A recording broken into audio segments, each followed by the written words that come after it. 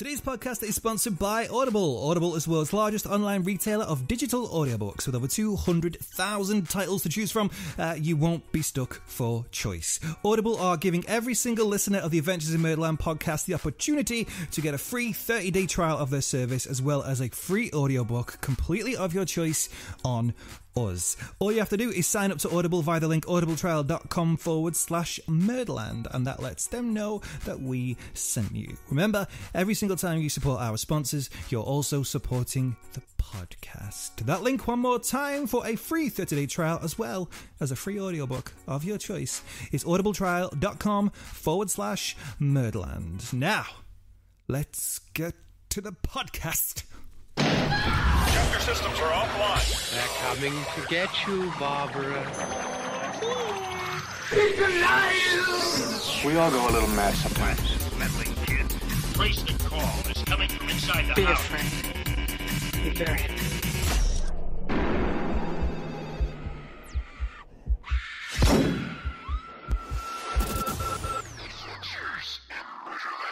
How's it going, people, and welcome to an all-new episode of Adventures in Murderland. We are an LGBTQ plus true crime comedy podcast hosted by me, Mike James, and the Patrick Bateman to my Jared Leto, Hello, Cassidy. Hey, guys. Hello. Did you understand that reference? Did you get it? I did, from American Psycho. American Psycho. Yes. Fantastic movie. That. Fantastic movie all round. Before we jump into anything, if you want to jump straight to the murder, get straight to the Grizzlies, I'll put the time code for that in the show notes down below, because for the first 5 minutes or so, we just talk some shit and sort of warm up, I guess, is what we're really doing, right? Yeah. Warming up. Yes, if you want to follow us on our social medias, you can find us on Twitter at MurderlandPod, and also don't forget, we've got a cool Facebook page. Well, I don't know how cool it is. It's sort of standard fare for a Facebook page.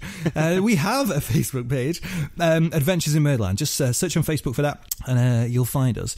We're also on all different sorts of platforms. So if you're listening to us on iTunes or Spotify or anything at all, if there is a way for you to engage with the podcast, like a like or a comment or a rating system, please, we would very much appreciate for you to go and do that, because we are slowly starting to get feedback. And I will mention something in a second. But yeah, the feedback is a huge thing for us. We want to know what we're doing right, what we're doing wrong.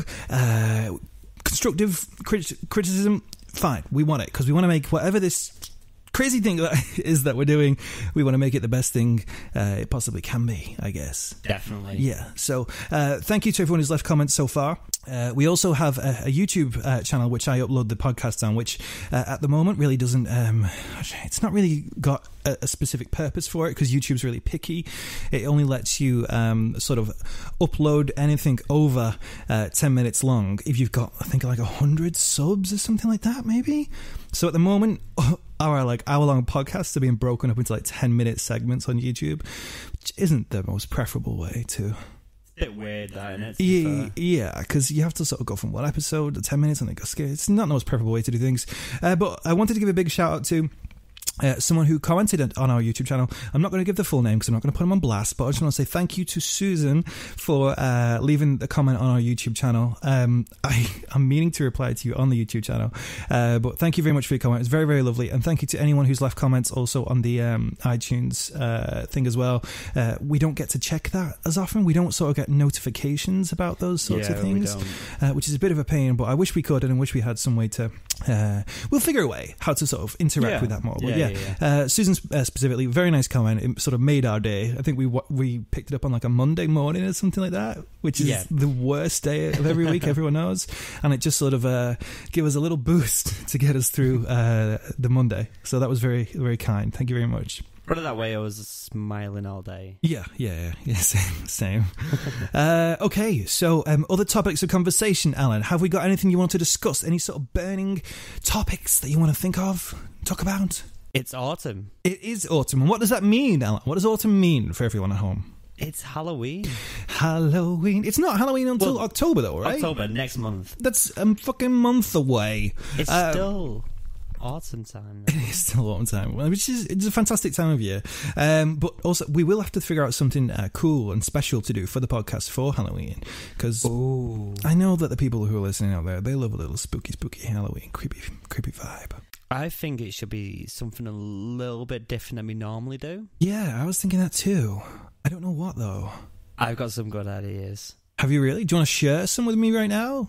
When we're live on it? No, just in case. In case someone steals them? No, just in case one of them we actually do. Okay. And then we want it to be a surprise for people. So you're not afraid that one of the bigger podcasts out there, which I'm pretty sure there's no bigger podcast than us right now, you're not scared that one of the bigger podcasts will steal the idea and use it? No. No, okay, no, me neither, to be honest. They probably got their own ideas and probably way better than anything we can think of. But yeah, no, we will think of something funky to do for Halloween. To be honest with you, aside from all that shit, I don't really think there is too much to really discuss, maybe. There's not really much going on, really, apart from that, right? Not really. Lives are pretty standard, pretty darn tootlingly boring at the moment. If you thought podcasters were like super cool, slick, stylish celebrity types, but we're not. We are the most boring people in the world, especially at our level, right? I guess we can say that we are slowly building up a website for us. Though that is a plan, yeah. I suppose it's good to share the ideas of where we're going with this thing, or where we hope to go with this thing down the line. So yeah, we're hopefully getting a website sorted, like a full-on website. And I don't want it, and I don't think you want it to just be like another place where the podcast is. We want to make it like a thing of its own, right? Yeah. Like almost like a database of all the things we're going to do. I want it to be like when you was a kid and you get them filofaxes and stuff. Yes. I like that idea. Yeah, like funky. I used to have like a funky spy one, like a secret agent one, and I want the website to be a thing unto its own, not just another place where the podcast is. Essentially, no, it won't. It definitely won't be just that. I want to put like a database of all the things we'll be talking about, links to some videos, maybe, because on my YouTube channel I do those sort of Freaky Friday videos about spooky stuff. I can link those on there, maybe. Not the other stupid shit I do, but those ones I can link on there. Maybe like a forum, that would be really cool, so people can talk to each other and shit if they want to. And I know that would be a good way to for people to communicate with us, for one. Yes. And then also another place where they can give us feedback. Give feedback, yes, because that's really super important for this podcast. And also we are. It's going to take a long freaking time, and I know that you're the one doing this, but we are working on... we're aware that podcasts are, well, by their nature, are inherently not the best platform for people who are hard of hearing.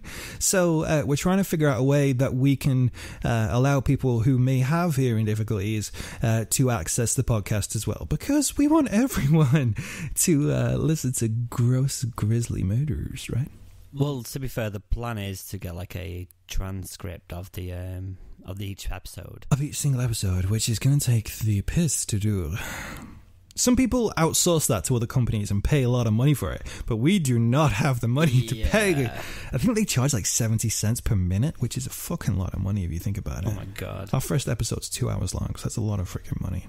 I was working on the first episode, and I'm only 10 minutes in, and it took me like 2 hours to do. That's insane. It's going to be a fucking ball ache. But yeah, hopefully that's the thing that we can do, and hopefully make it more accessible to a lot of different people. So yeah, that's it. I think that's all we've got time for in terms of the chit chat. Probably I've got a bit more time, but this story is a real freaking juicy one, and I think we may have a bit of conversation going on this, so I think we should just jump straight into the grisly. San Francisco, 1974, and gay men and women from all over America had begun flocking to the streets of the neighborhood known as the Castro. Home to the legendary Harvey Milk, the Castro would eventually become somewhat of a gay mecca and would play a pivotal role in the political history of the LGBTQ+ community. But While the rich history of the Castro has been regaled and retold many times through books, television documentaries, and Hollywood movies, there's one story that, for whatever reason, remains unknown. This is the Castro Street's forgotten history, the story of a vicious serial killer only known as the Doodler. The Doodler. I know the name sounds like a corny Batman villain, but fuck, if we get past the name, this is some heavy shit. This is so interesting to me as well, because as we go through it, there's so much in this, but so little at the same time that we know. So I'm going to jump straight into it, because I feel this is going to be a chunky monkey. Okay. So, at 1:57 a.m. on January 27th, 1974, the body of a man was found at the water's edge on San Francisco's Ocean Beach. The man had been stabbed multiple times. When the police found his body, he was wearing underwear, shoes, socks, pants, a shirt and a jacket. The man was around 5'8" and almost 220 pounds. His body was laying flat on the ground, face up. Now, your first instinct might be to think that this was a mugging gone wrong, potentially, judging by it. However, as the victim still had $21.12 in his pocket and a Timex watch still on his wrist, that theory would seem unlikely. By the way, we're getting our detective hats on a little bit on this one, just so you know. As long as I can use my monocle. You've got your monocle. You've got your monocle and detective hat on. Granny, people can't see you doing that motion. When the police brought the man's body to the coroner, he was initially identified only as John Doe 7. However, he'd later be identified as 49-year-old factory worker Gerald Early Kavanagh. Gerald was originally born in Canada on March 2nd, 1923, and it's speculated that he moved to San Francisco sometime during the late 60s.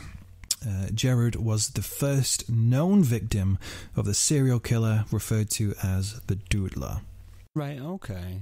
Got it so far?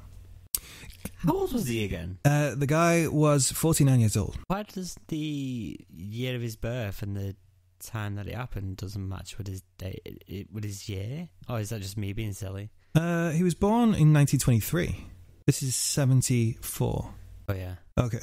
By the way, the other day, we were watching some LGBTQ plus documentaries, because after we're aware that we don't know everything about the history of LGBTQ plus community. We're aware we're not experts on that, but we are obviously being part of that community. We're consistently trying to learn more, and by doing the podcast as well, we always want to learn more so we can come from a place of. I was going to say come from a place of knowledge, but, well, at least awareness of certain things. Yeah, remember I put on the documentary of the Castro the other day? Yeah. That was for the purpose of you knowing a little bit more about the area so you could get a picture of it. I kind of knew a little bit about the Castro anyway because of Milk, the movie. The movie, yeah. That's a really cool movie as well.